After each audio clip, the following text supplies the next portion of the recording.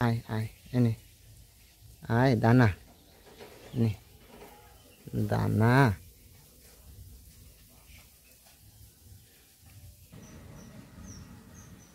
কুমড়োর দানা আর নেই সূর্যমুখীর দানা এইবার কুমড়োর দানা শেষ হয়ে গেছে। আমার হাত কামড়াচ্ছি কেন? ও ঝুলিয়ে পড়ে খাচ্ছে দেখো দুই পাতে ধরে।